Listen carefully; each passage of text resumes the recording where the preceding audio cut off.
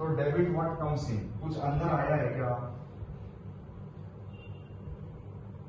जब उसको सेल करा तो कुछ आया है, पैसे, मनी। अगर पैसा आ गया तो एक अलग ट्रांजेक्शन हुआ, लेकिन हमने दिया भी है ना?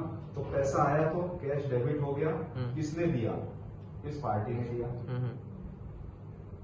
और अगर नहीं आया तब भी सेल तो हुई है, हक तो बना पैसे पे। तो सेल इज एन एक्टिविटी, तो वो तो क्रेडिट हो गई इनकम की। जिसके पास मेरे 5,000 रुपए पड़े हैं वो मेरे एसेट, वो उसी का नाम लिख दूंगा, मेरे पैसे उसके पास पड़े, यानी उसका नाम में ही लिख दिया, वो मेरी संपत्ति है। तो अभी तक पैसा आया नहीं, मेरी संपत्ति है। ABC पार्टी को 5,000 से डेबिट करा, रूल कौन सा लगा? Debit the asset.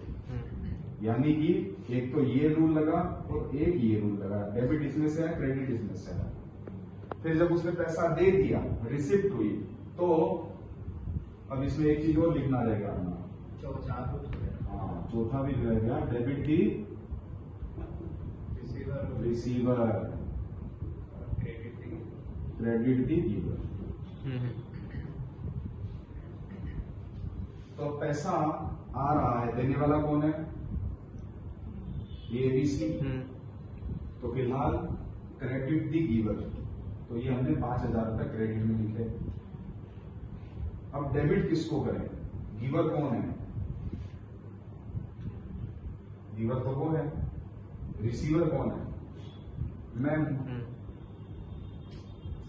यहां एक और पैटर्न चलता है डेबिट क्रेडिट में, कहीं भी हम अपना या अपनी कंपनी का नाम नहीं लिखते। क्यों नहीं लिखते? बिकॉज अगर हर जगह उसका नाम डेबिट क्रेडिट में लिखेंगे तो हमें रिजल्ट नहीं मिलेगा कि एक्चुअली ट्रांजेक्शन हुआ क्या है। कैसे नहीं मिलेगा? यहां तो पता चल रहा है कि सेल हुई है, कैश आया है।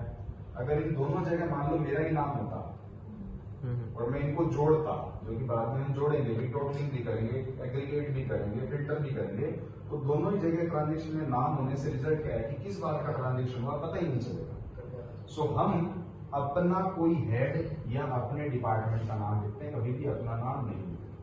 अपना कोई हेड, अपनी कोई एक्टिविटी या अपना कोई डिपार्टमेंट, उसका नाम लिखा जाएगा।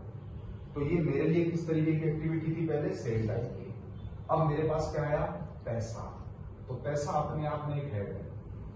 कैश या बैंक, नगद, नारायण अपने आप में डेबिट क्रेडिट में एक साइड होती है बाय डिफॉल्ट। तो कैश आया तो मैं कैश लिख दूंगा, बैंक आया तो बैंक लिख दूंगा। व्हाट कम्स इन वाला रूल लगा, कैश आया तो कैश डेबिट, बैंक आया तो बैंक डेबिट। अब गणित का जो प्लस माइनस है, इससे 5,000 डेबिट हुए थे, ये 5,000 क्रेडिट हो गए। इसके 5,000 सेल के क्रेडिट हुए थे, ये 5,000 कैश में आ गए।